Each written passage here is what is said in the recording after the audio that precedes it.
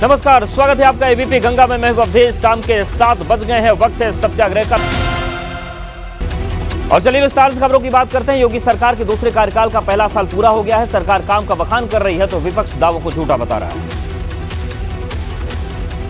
योगी सरकार ने अपने 6 साल पूरे कर लिए हैं। इसी के साथ मुख्यमंत्री योगी आदित्यनाथ ने अपने दूसरे कार्यकाल का पहला साल पूरा किया। इस अवसर पर सीएम योगी ने सरकार की उपलब्धियां गिनाई। उत्तर प्रदेश के समग्र विकास की अपनी कार्य योजना जो बनाई थी, पूरी ईमानदारी के साथ उसे लागू करने के लिए हर स्तर पर प्रयास किया। योगी सरकार के दूसरे कार्यकाल के 1 साल पूरे होने पर सियासत शुरू हो गई। सपा ने योगी सरकार के कामकाज को अधूरा बताया और सरकार के वादों को झूठा बताया। इनका 1 साल का कार्यकाल मत गिनिए। उत्तर प्रदेश में ये 7वां बजट लाए हैं, तो 7 बजट का हिसाब किताब दें।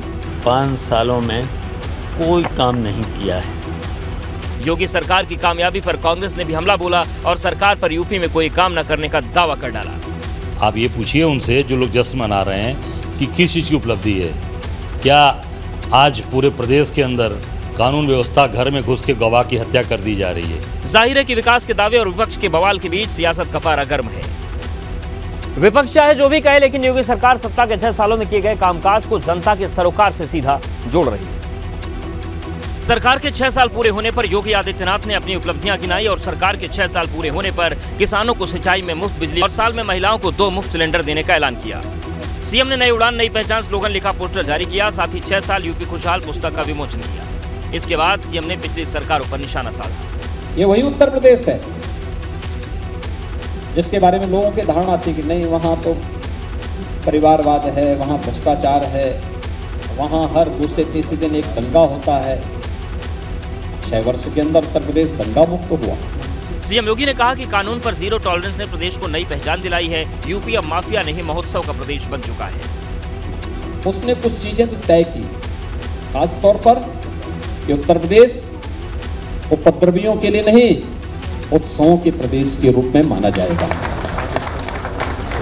यूपी में योगी सरकार के 6 साल ही पूरे नहीं हुए, बल्कि 6 साल में अभी तक यूपी में सीएम की कुर्सी पर बैठने का रिकॉर्ड भी योगी आदित्यनाथ के नाम हो चुका है। राहुल गांधी की लोकसभा सदस्यता निरस्त करने के खिलाफ यूपी समेत देश भर में कांग्रेस कार्यकर्ताओं का गुस्सा सड़कों पर उतरा है। पार्टी कार्यकर्ताओं ने जगह जगह रोड जाम कर कड़ा विरोध जताया है। आगरा में नेशनल हाईवे 2 पर कांग्रेसियों ने पूरी तरह से कब्जा कर लिया। हंगामा इतना जबरदस्त था कि हाईवे पर लंबा जाम लग गया।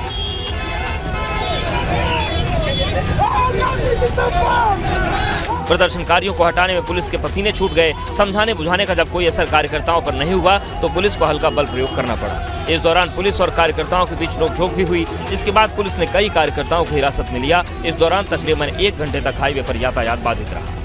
इस समय जो कांग्रेसी हैं वो लगातार प्रदर्शन करते हुए नजर आ रहे हैं। आप तस्वीरों में देख सकते हैं किस तरीके से लगातार यहाँ इस समय NH2 पर, नेशनल हाईवे 2 पर इस समय प्रदर्शन देखने को मिल रहा है। इधर अमेठी में भी कांग्रेस कार्यकर्ताओं ने जोरदार प्रदर्शन किया। आक्रोशित नेताओं ने केंद्र सरकार के खिलाफ जमकर नारेबाजी की और सरकार पर तानाशाही का आरोप लगाया। कार्यकर्ताओं के प्रदर्शन को देखते हुए बड़ी संख्या में पुलिस बल तैनात थी।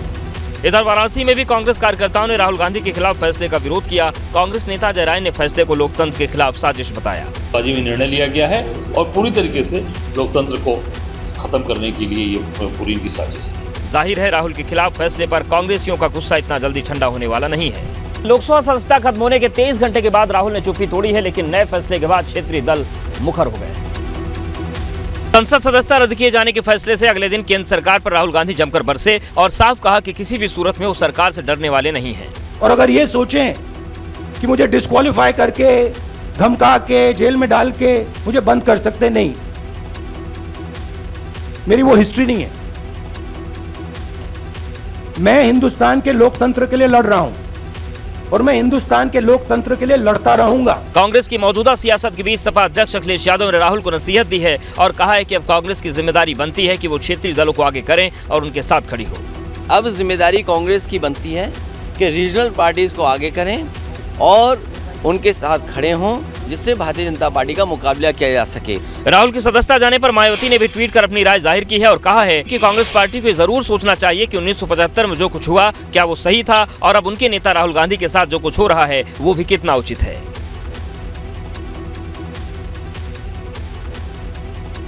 और चलिए बात करते हैं उत्तराखंड के। 18 मार्च से पंजाब के जालंधर से फरार अमृतपाल सिंह को पुलिस अब ढूंढ नहीं पाई है। इस बीच उसके उत्तराखंड के रास्ते नेपाल भागने की आशंका है। यही वजह है कि उत्तराखंड में पुलिस और एजेंसी एक्शन मोड में है, क्योंकि सूत्रों की माने तो एनआईए की टीम ने धूम से एक महिला को हिरासत में लिया है जो अमृतपाल की करीबी बताई जा रही है। अभी हमारे पास ऐसी कोई बातचीत नहीं हुई है। जनरल इनपुट आया, उस बेस पे हमारा वेरिफिकेशन अलग है। अभी अदरवाइज कोई जनरल एजेंसी हमसे संपर्क नहीं किया अदर देन जनरल। तो सीमाओं पर तो आपने कहा ही है कि चौकसी रखें। जब हमारी जो बॉर्डर डिस्ट्रिक्ट से बॉर्डर है वहाँ पे चौकसी बढ़ता जाए और चेकिंग भी किया जाए ऑन एंड ऑफ में। दरअसल भगोड़ा अमृतपाल सिंह वारिस पंजाब डे का प्रमुख और खालिस्तानी समर्थक है। उस पर खालिस्तानी आंदोलन का हवा देने का आरोप है, जो पहले पंजाब से दुबई गया था और कुछ समय पहले लौटा है। अमृतपाल सिंह किसान आंदोलन में दीप सिद्धू के साथ दिखा था। इसने एक मंच पर पीएम मोदी और गृह मंत्री अमित शाह के लिए अपशब्द कहे थे और अजनाला थाने में दंगा कर साथी को छुड़ाने का आरोप भी है। खालिस्तान समर्थक अमृतपाल को लेकर उत्तराखंड में अलर्ट इसलिए है क्योंकि खुफिया इनपुट की माने तो अमृतपाल उत्तराखंड के रास्ते नेपाल भाग सकता है।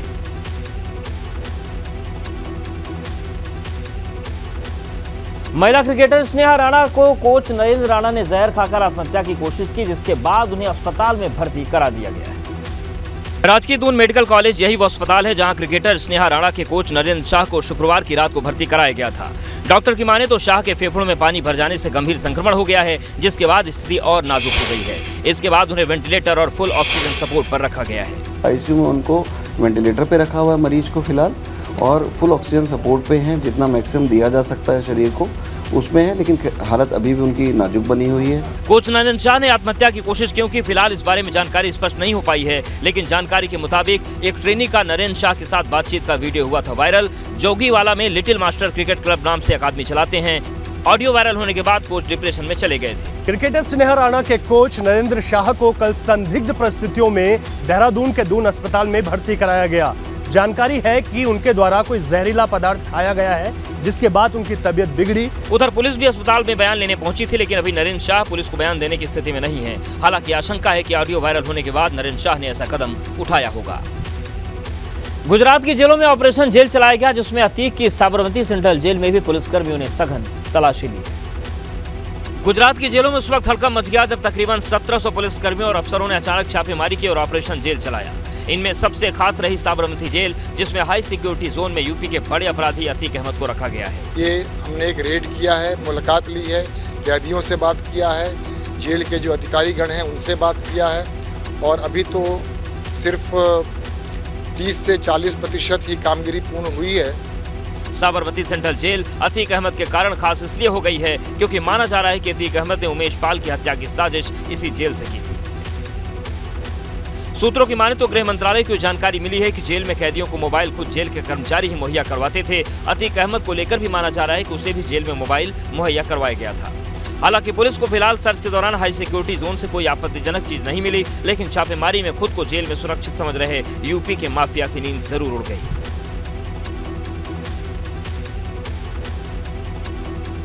वहीं उमेश पाल हत्याकांड में माफिया अतीक अहमद के परिवार और गुर्गों पर शिकंजा कसने के लिए ताबड़तोड़ दबिश दी जा रही है, लेकिन माफिया अतीक अहमद की पत्नी शाइस्ता परवीन अब भी पकड़ से बाहर है। उमेश पाल हत्याकांड में अतीक की पत्नी शाइस्ता परवीन को पुलिस अहम खड़ी मानकर चल रही है। कई जगहों पर दबिश डालने के बाद शाइस्ता का कोई सुराग नहीं मिल पाया। शाइस्ता की कॉल डिटेल निकालने के बाद पुलिस को इस बात का प्रमाण मिल चुका है कि वो शूटर्स के साथ हत्या की प्लानिंग में शामिल रही है। शूटर्स के साथ शाइस्ता सीधे संपर्क में रही। शाइस्ता समेत शूटर्स को पकड़ पाने में नाकाम पुलिस ने शाइस्ता की घेराबंदी तेज कर दी है। शाइस्ता पर 25,000 का इनाम पुलिस ने पहले से घोषित कर रखा है, जिसे पुलिस अब बढ़ाने की तैयारी कर रही है। फिलहाल पुलिस ने शाइस्ता की करीबी 2 महिलाओं को हिरासत में लिया है। दोनों महिलाओं को शाइस्ता के साथ चुनाव प्रचार में देखा गया था। शाइस्ता के खिलाफ लुकआउट नोटिस भी जारी हो सकता है। पुलिस को आशंका है कि शाइस्ता विदेश भाग सकती हैं, क्योंकि अतीक के गुर्गों का बिजनेस विदेश तक फैला है। दरअसल 24 फरवरी को प्रयागराज की सड़कों पर राजूपाल हत्याकांड के गवाह उमेश पाल और उनके 2 गनर्स को सरेआम गोलियों से छलनी कर दिया गया था। ट्रिपल मर्डर के बाद माफिया अतीक की पत्नी शाइस्ता परवीन के खिलाफ भी पुलिस ने मुकदमा दर्ज किया था। तब से शाइस्ता फरार हैं और लगातार पुलिस को चकमा दे रही है।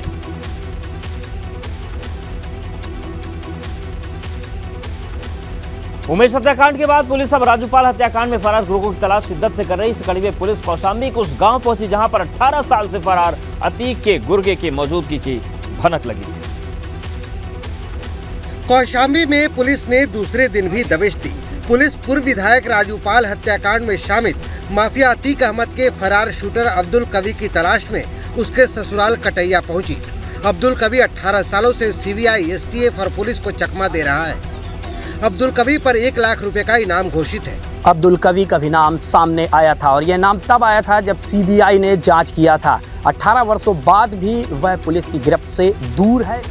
पुलिस अब्दुल कवी के अलावे उसके भाई अब्दुल वली की तलाश कर रही है। छापेमारी के दौरान तकरीबन 6 लोगों को हिरासत में लिया गया है और आधा दर्जन से अधिक असलहे भी बरामद किए गए। यहाँ जो भी इनके शरण देने वालों की सूची हम लोगों को मिली थी, हम लोगों की जानकारी हुई थी, उनके यहाँ हम लोगों ने तलाशी की है। तमाम असलहे मिले हैं जो ये खासकर ऐसी जगह पे पनाह लेता था जो लाइसेंसी शस्त्र जिनके यहाँ रहता था। दरअसल अब्दुल कवी अतीक अहमद का शार्प शूटर है जो 25 जनवरी 2005 को पूर्व विधायक राजू पाल की हत्या के बाद से फरार है। पुलिस ने अब्दुल कवी को भगोड़ा घोषित कर रखा है। सपा विधायक इरफान सोलंकी को कोर्ट से बड़ी राहत मिली है। पेशी के लिए ले जाने के दौरान इस बार इरफान सोलंकी का पुराना अंदाज एक बार फिर से नजर आया। ये तस्वीरें उस वक्त की हैं जब इरफान सोलंकी को कोर्ट में पेशी के बाद महाराजगंज जेल में ले जाने के लिए कैदी वाहन में ले जाया जा रहा था। कोर्ट से बाहर आते इरफान के चेहरे पर अलग ही खुशी नजर आ रही थी और जैसे ही एबीपी गंगा का कैमरा सामने आया तो इरफान खुद बोल पड़े, अल्लाह उनके साथ है, वो इंसाफ करेगा। ऊपर वाला है, इंसाफ जिंदा है जब तक वो है और यकीन है मुझे न्याय कोर्ट से ही मिलेगा। इरफान का हंसते मुस्कुराते अंदाज में बयान देना वाजिब भी था क्योंकि इरफान को कोर्ट से बड़ी राहत मिली है। इरफान सोलंकी को एसीएमएम 3 कोर्ट में आधार कार्ड वाले मामले में और आपके अकील अहमद के एक्सटॉर्शन वाले मामले में लाया गया था, जिसमें अकील अहमद में वाले में चार्ज फ्रेम हो गए हैं। इसके अलावा एडीजे 11 में गैंगस्टर के मुकदमे में रिमांड एक्सटेंशन होना था तो उसमें रिमांड एक्सटेंड हो गया है, उसमें डेट 12/4 लग गई है। हालांकि जिन 3 मामलों में इरफान की पेशी हुई उसमें सिर्फ आधार कार्ड और रंगदारी वसूलने वाले में आरोप तय हुए हैं जिसकी सुनवाई 6 अप्रैल को होगी। साथ ही गैंगस्टर के रिमांड एक्सटेंशन मामले में 16 अप्रैल तक रिमांड बढ़ा दी गई है। मामले आज सुनवाई के लिए थे, उनमें डेट्स बढ़ गई हैं और आगे अब इरफान सोलंकी को व्यक्तिगत पेशी से कोर्ट में छूट दी गई है। प्रदेश में सारस पर सियासत गर्म हो गई। अखिलेश यादव ने राज्यपक्षी सारस पर एक और वीडियो ट्वीट किया है। अखिलेश यादव के इन दिनों राज्यपक्षी सारस के प्रति खास लगाव देखने को मिल रहा है। 2 दिन बीत जाने के बाद अखिलेश ने सारस को लेकर एक और वीडियो ट्वीट किया जिसमें उन्होंने लिखा है कि चिड़ियाघर में बंद परिंदा, ये कैसी आजादी है।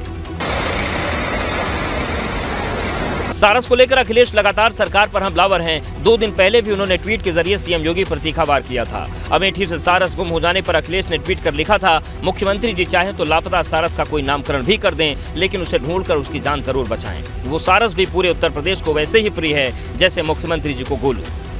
अखिलेश यादव ने अमेठी निवासी आरिफ से सारस छीने जाने का विरोध किया था। वन विभाग ने आरिफ के पास से सारस को लेकर उसे समस्तपुर पक्षी विहार छोड़ दिया था जहां से उसे गायब होने की खबर सामने आई। इसके बाद ग्रामीणों ने सारस को फिर से ढूंढ निकाला जिसे वन विभाग ने फिर से अपने कब्जे में ले लिया। सारस के खोने से लेकर मिलने तक सियासी गलियारे में आरोप प्रत्यारोप का दौर शुरू हो गया है।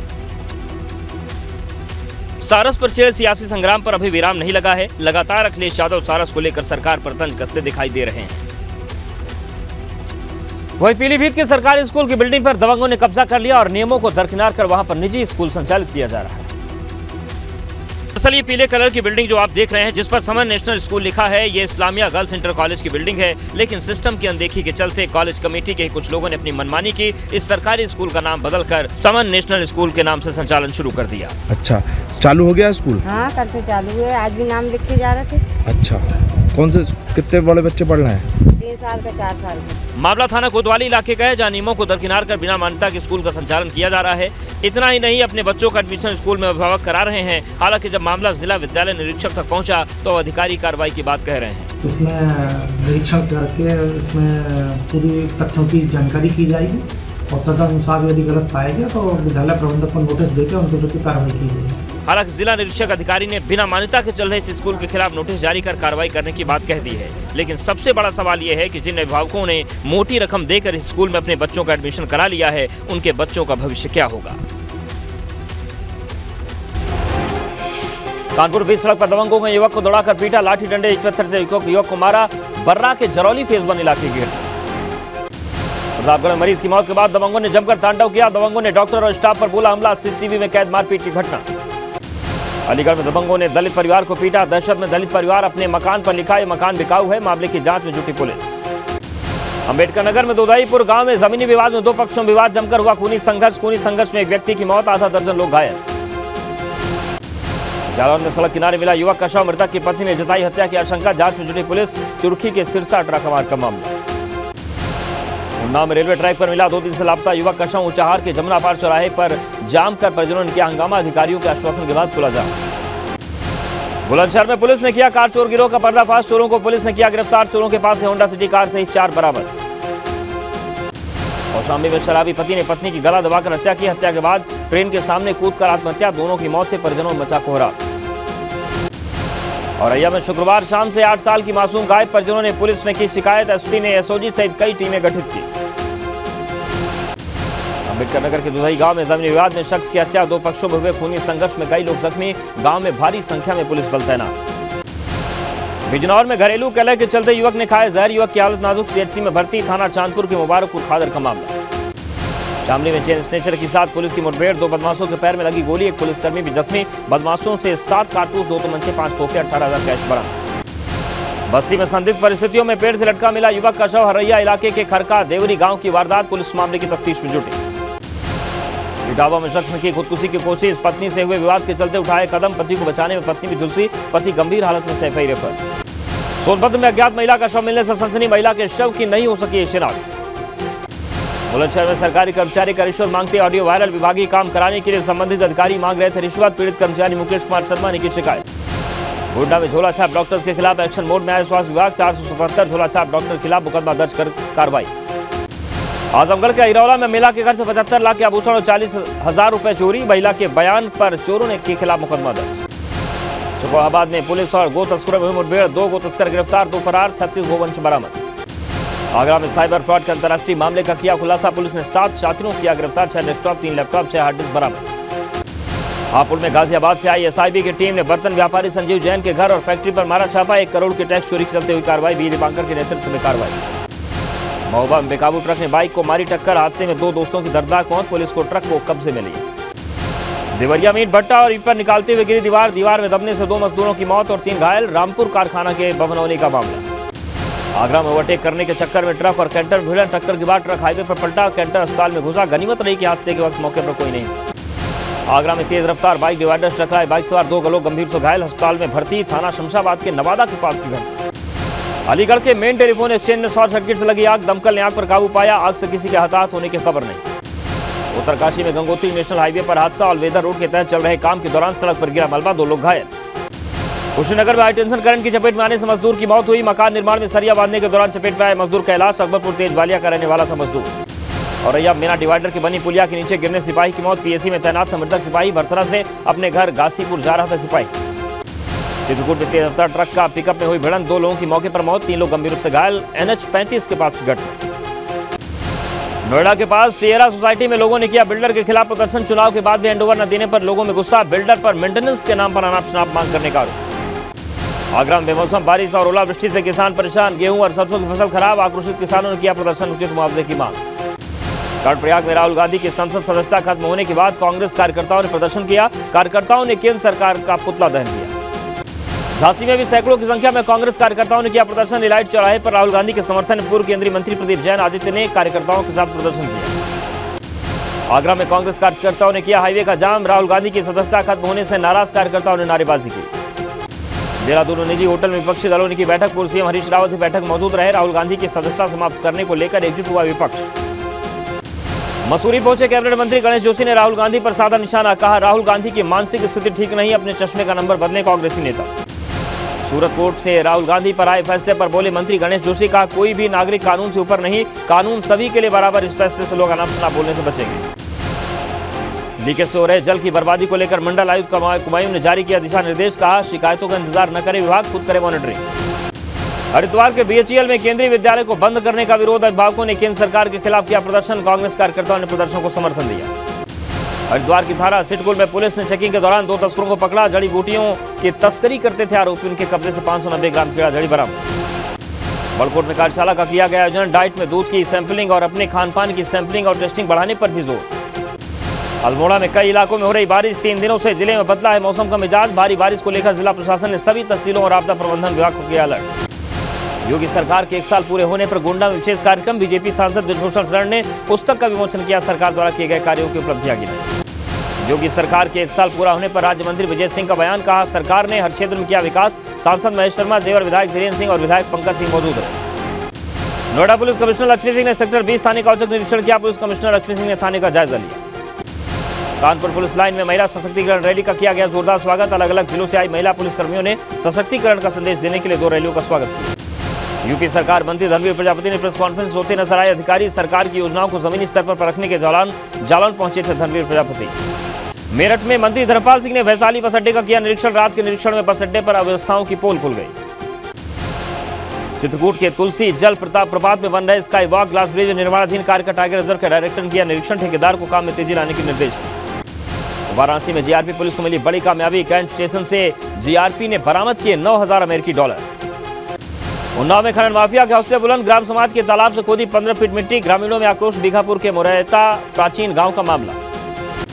पीलीभीत में सरकारी स्कूल की बिल्डिंग में संचालित किया जा रहा निजी स्कूल मामला संज्ञान में आते जिला विद्यालय निरीक्षक ने मौके पर निरीक्षण किया। बिना मान्यता के सरकारी कॉलेज की बिल्डिंग में संचालित स्कूल को जारी किया गया नोटिस।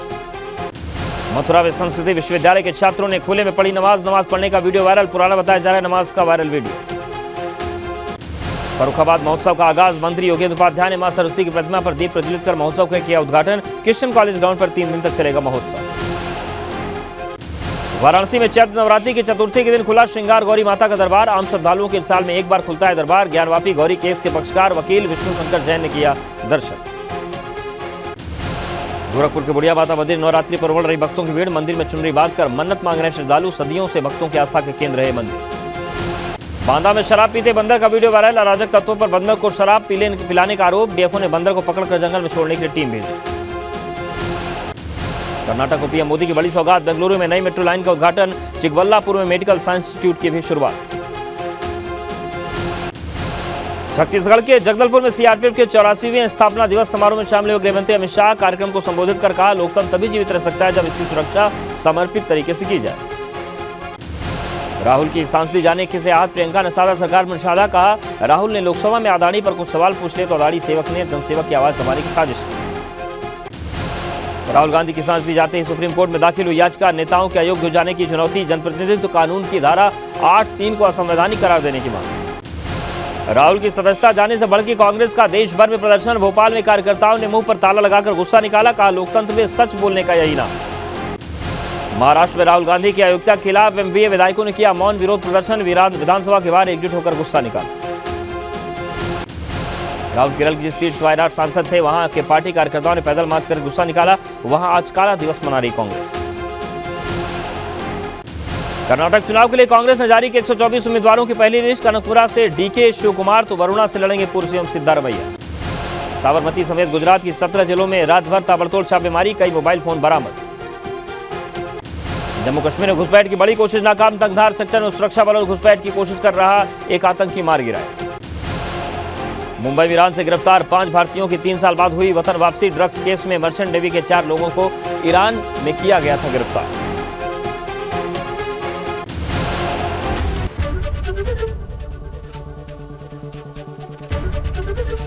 एबीपी गंगा, खबर आपकी, जुबान आपकी।